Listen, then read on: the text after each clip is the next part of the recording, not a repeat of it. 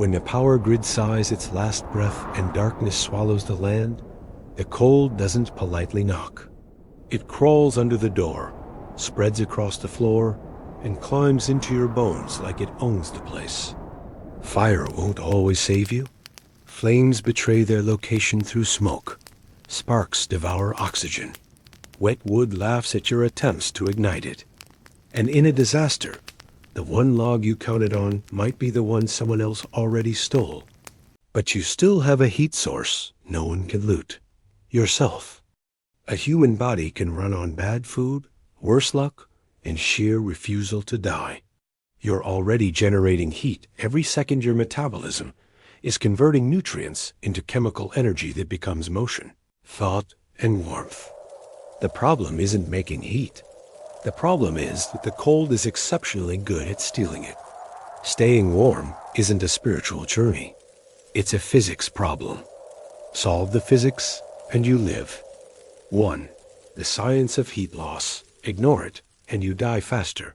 Your body loses heat through 3 main processes, and all of them are ruthless. Conduction. The cold steals your warmth by touch. Sit on frozen ground, and you're willingly plugging yourself into a giant ice battery. The earth pulls heat from your tissues molecule by molecule. That's why lying on bare snow will kill you faster than the air temperature suggests. Soil, ice, metal, they all drain heat faster than you can produce it. Convection. The wind scrapes heat off you like sandpaper. Moving air strips away the thin layer of warmth hugging your skin. Wind chill is not imaginary. It's thermodynamics in motion. The faster the air moves, the faster your heat disappears into the atmosphere. Radiation. You leak infrared energy into the void. Even on a calm night with no wind, your body radiates infrared waves outward. You glow in wavelengths the eye can't see, and that glow is lost heat you will never get back.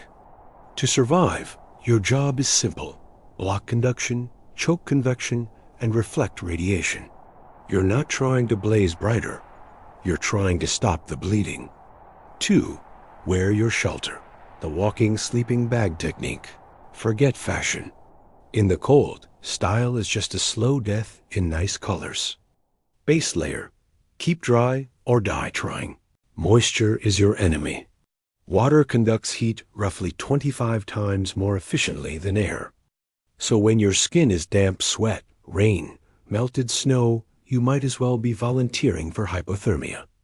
Wear synthetic or wool fabrics that move moisture away from your body. Avoid cotton unless you're trying to experience the afterlife. Insulation layer. Trap dead air. Heat stays when air doesn't move. That's the whole magic.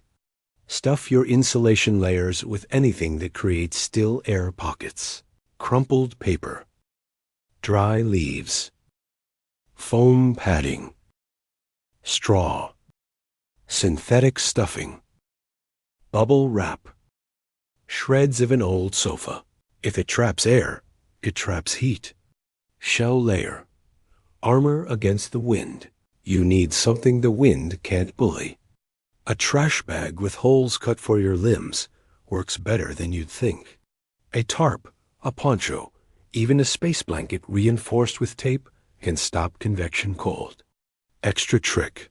Increase your thickness. Yes, you will look like a lumpy scarecrow. Yes, this could save your life. Head and neck.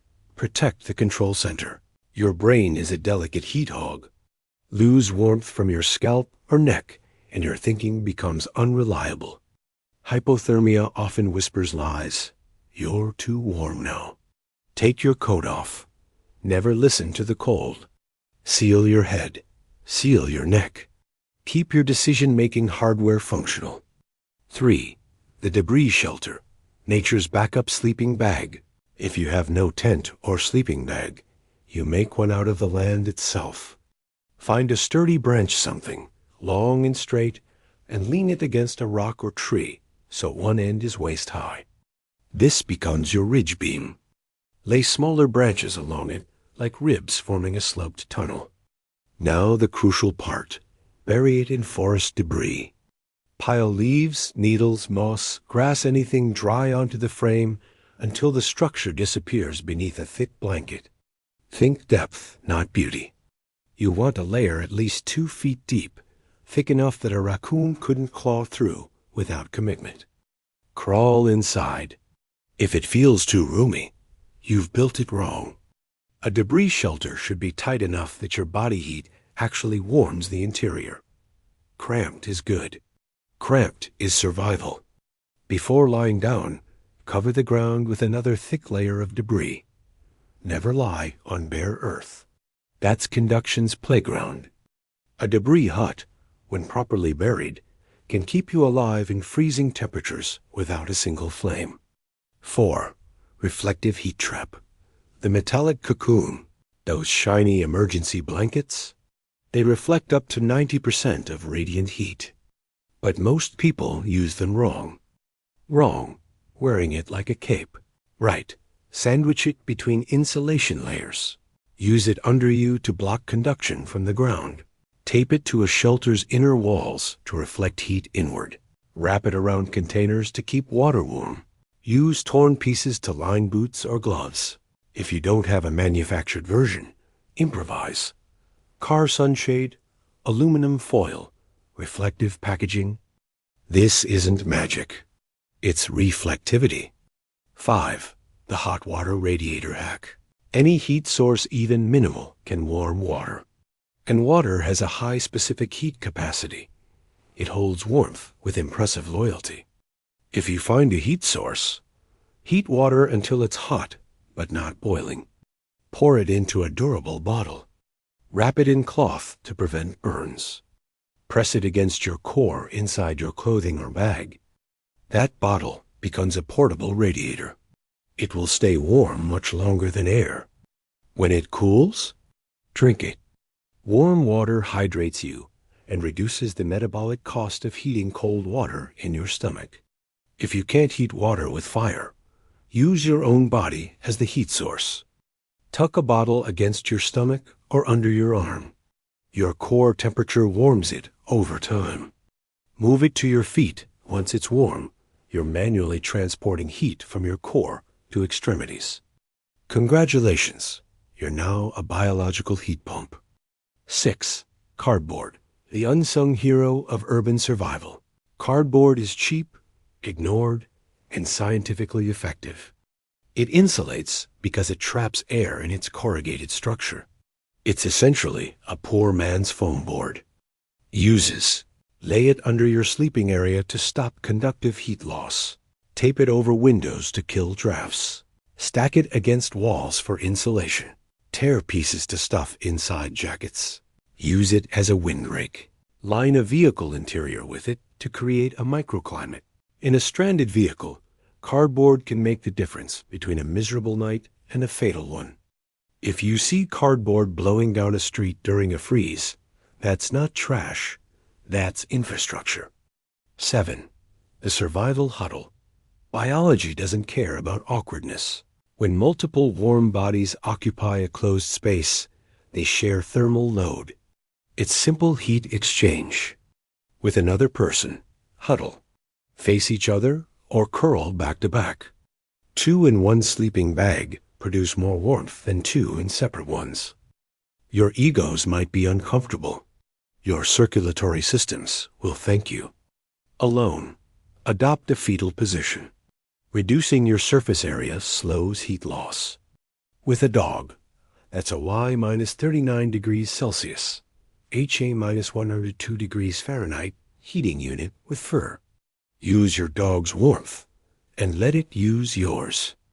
Mutual survival is the best kind. 8. Fire. A luxury, not a guarantee. Fire fails more often than people admit. Damp wood, strong wind, oxygen-poor environments, or low-quality tools can sabotage your efforts. Fire also signals your presence to others, sometimes dangerous others. Your body is a heat source that doesn't require dry fuel or steady weather. It requires carbs and fats / hydration insulation. That's it. Survival is not about summoning gigantic flames. It's about protecting the heat you already make. 9. The long freeze. Enduring the hours before dawn, night stretches on. A temperature plunges. Every instinct says move, but unnecessary motion costs calories and creates sweat, two things you can't afford. You settle into your insulated layers. Your shelter blocks the wind. Your water bottle radiator glows warm against your ribs. Your reflective lining keeps your heat bouncing inside. Your floor insulation stops the earth from stealing your core temperature. Your breathing slows. Your mind stays sharp. You endure. If morning finds you alive, frost caked around your shelter and breath mist thick in the air, that isn't luck. It's physics. It's preparation. It's the victory of a creature that refuses to surrender its warmth to entropy. You didn't get rescued. You outperformed the environment. And in the cold, that's the only miracle that counts.